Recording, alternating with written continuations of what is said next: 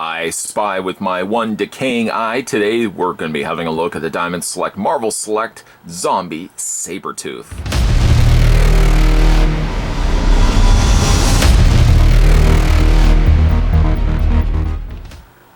A virulent plague has run rampant around the globe. The infected, now fully self-aware and retaining all their memories, are now soulless, hungry cannibals who desire only to consume the uninfected.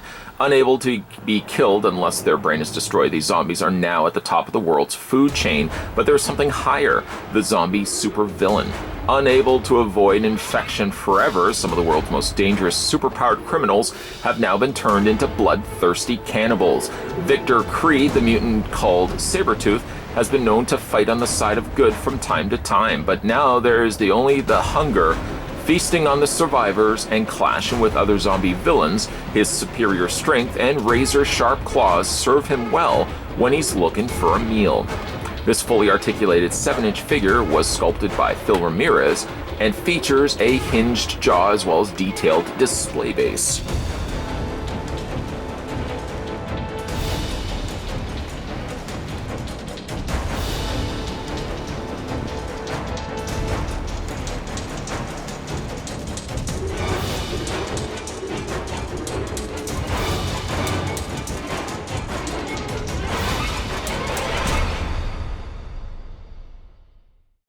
Suppose we take ourselves the tape measure to figure out how tall this guy stands. So from the bottom of where his feet start, that would be the floor by the way, to the very top of his furry back cowl or the collar, figure is 8 inches, a very impressive 8 inches in height. And just because I happen to have him still on my desk here he is next to Colossus. Colossus did seem tall before. He is almost about the same height as Colossus, again, if you factor in the top of his furry collar. Of course, the head is going to drop him a little bit shorter than that, but you can see that he is a fairly tall Marvel Select figure here. Zombie Sabretooth comes with a rather interesting looking display base and doesn't seem to have any sort of pegs to it, although the figure stands perfectly fine on that. I'll show you that in a second. One side, you've got the remains, the very damaged, clawed up remains of the Green Goblin glider. You can see some very cool, intricate little interior there with the piping as well as the wires there. That's really a nice touch. Now, if you think that's bad, you could only then imagine what's happened to the Green Goblin. Nice claws happening there as well. I would imagine perhaps coming to us from the folks over at Sabretooth here, who has clawed his way into the side of the Goblin glider. It's got some really nice rusted effect to it, and you can see all the rivets around there. It's got a really immaculate looking detailed base. One of the things that Diamond Select does oh so very well is these diorama display bases. There's the underside of it, not really much happening there, but a lot of the action happening on the top, some additional claws and stuff happening. Put that right over there.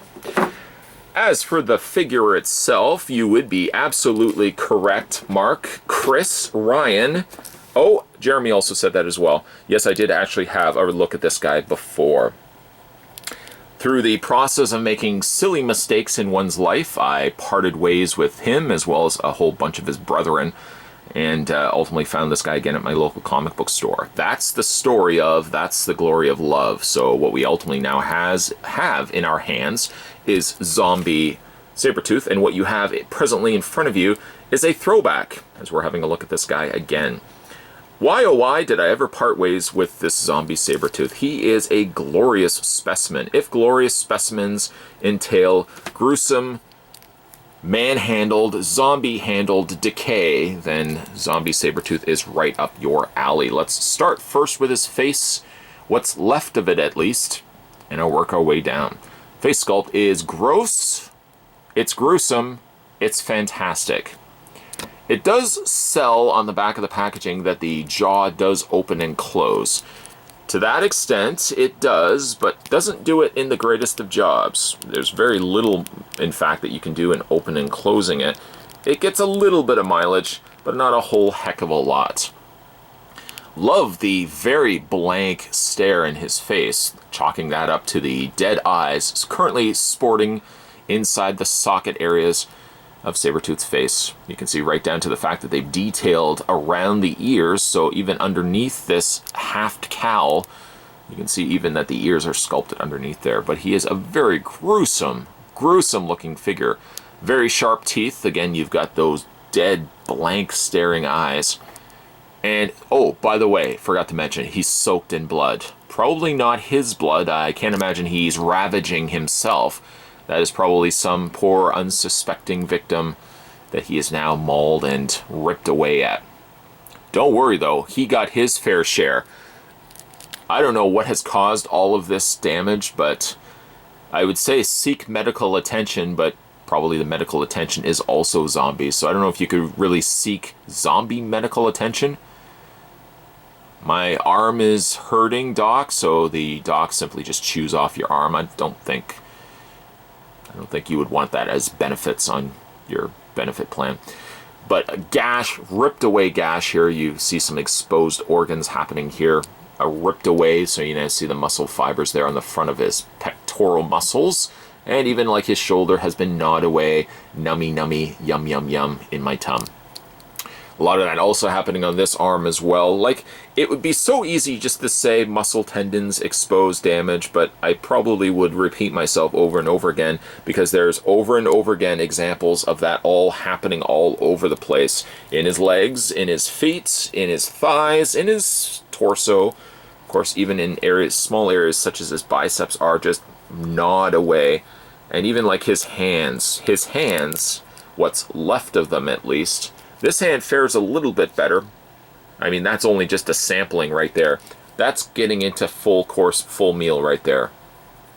The decay and the gruesome nature of just the blood is a welcoming sight for otherwise clean figures that you always get from Diamond Select. It's nice now that you can get like zombified versions of these guys. This figure, by the way, is slightly older, but Diamond Select do re-release these figures a lot of times. The packaging does date this at 2015. I'm willing to bet that that might be its original release, but it has probably seen a couple of releases after that, or will see a couple of releases. So one of the benefits of Diamond Select pieces is, at the very least, if you missed your chance the first time around, that train's already gone, guys. Don't worry, that train's going to be coming back around, because they always re-release these figures. It is a sculptor's nightmare, or scalper's nightmare, I should say. The fact that you really can't put a high value on these if you want to look to selling them in aftermarket, because right around the corner that train's coming again, guys, and you can get these guys for these figures here for regular retail prices. So just like wait it out. Don't pay ridiculous scalpers prices. They're zombies themselves. They just kind of feast away at urges for collectors to pick up these figures. Refrain. Just wait it out. If we don't look at any of the decayed aspects of the figure, and solely looking at his costume, you can see that it is a classic Sabretooth outfit, right down to his furry, collared mane here at the back. The outfit normally would be of a mustard yellow with some brown accents, clearly presented here on all the figure. But they've dirtied it up, so areas even in the mustard yellow have been given a very glorious brown kind of wash over top of it, so it gives it that really dirty, you know, dirt-riddled sort of appearance. I do really like that. You can also even see like there's little stitch works happening here with the patches on the side. I wonder if he would have sewed his own outfit. This is all questions I'm posing that probably nobody has the answers for. Oh, and there's a bone sticking out. Fancy that. But the only thing I would say is a nitpick to this particular figure. His posability is adequate. It's everything you would expect it to be. The only thing I wish that he did have, though, was cuts in his thighs. The reasoning why I say that is you can move the feet side to side, and there is an ankle pivot, but you can never seem to have the legs straight facing forward. I suppose they did that to offset it, to balance off the overall weight of the top heaviness nature of the figure. But if they had only also put a little cut, I mean, there's enough cuts on him anyways, you could then at least swivel the legs out or swivel the legs in. And they just, they didn't do that. Peg holes on the undersides of his feet, though. Display stand might be something you want to consider doing if you want to get anything above and beyond. This would be what we consider museum posing. That's the term.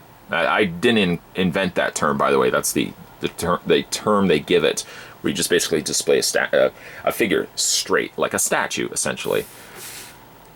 Speaking of his posability, though, let's go through that together. His head rotates, I suppose, technically all the way around. Normally, I would say that would kill him, but obviously, yeah, it's something beat us to the punchline. His mouth does open and close, not the greatest, mind you. That's about all you can really get. Yum, yum, yum. Shoulders hinge out, as well as you can rotate the arms all the way around. Forgot to also mention that he's got the bone protruding out on the one side, and the other side is still underneath his outfit. He doesn't have a swivel in the bicep, unfortunately. I don't say I dare miss it. I mean, you know, that would also benefit the figure a little bit for displaying him, but a swivel on the bicep doesn't upset me all that terribly. It does have the hinge in the elbow.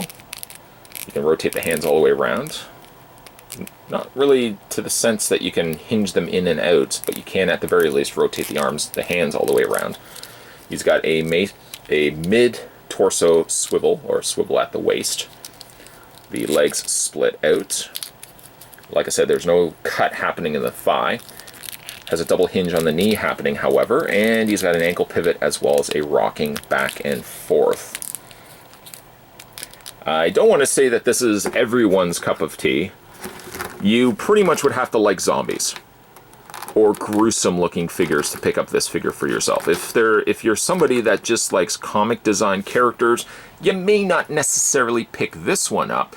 But if you love the gore, you love the maiming, you love the chewy nature of zombies, then this one may be right up your alley. And if that's an alley that you visit on a regular basis where there's walkers and the dead taking over, I would suggest probably finding another alley post-haste. If the idea of flesh-eating supervillains and superheroes appeals to you, Diamond Select has released a bunch of these. One of the ones that I remember the most is Zombie Magneto. Also did a review of him, also parted ways with him, so hopefully I can find him along the way. And we will have a look at him again. Let's not get ahead of ourselves, though. Speaking solely to Zombie here, zombified Sabretooth, a really nice looking figure. One of my favorites, actually, despite for the fact that he's all chewed away, and he's not quite the Victor Creed that we would know and love, if you would know and love Victor Creed. He is really gruesomely detailed, very exquisitely painted, and he really is a nice complementary piece to, like I said, the other zombie Marvel Select figures if you pick those up along the way. The paint is also a nice touch, very well intricately detailed. But the only thing I would say about this particular figure is I really wish he did have a top swivel cut on the thigh, so you could do a little bit with more the legs. And by the way, yes, he does have a display stand in the final looks here, but he doesn't come with a display stand other than the diorama base, which looks just as good as the figure itself. There's mileage to be made for a lot of these display bases. You can mix and match them with other figures that you may have in your collection. And I think Diamond Select, I would say, very fittingly enough, could be the kings when it comes to the diorama bases of figures. They're one of the best companies doing it, and they still continue to this day. Despite for the fact that this figure is dated 2015, I think its sculpt and paint still hold up well to today's standards. If you may luck out, you may still be able to find this guy in your local comic book stores. And again, the price point on these guys, despite for the size and the additional materials that they use for the figures, here in Canada, they're on average about $30 to $35. So they're not going to break the bank. And I think you get a little bit more money, a little bit more bang for your buck, if you will, versus perhaps the Marvel Legends figures, which would be a little bit smaller in size. Either way, a really nice looking figure. He's coming back home to me. I'll just have to put him in a safe so he's not going to devour me while I'm sleeping. Today we were having a look at the Marvel Select Zombie Sabretooth. Want to check out some more Marvel Select reviews?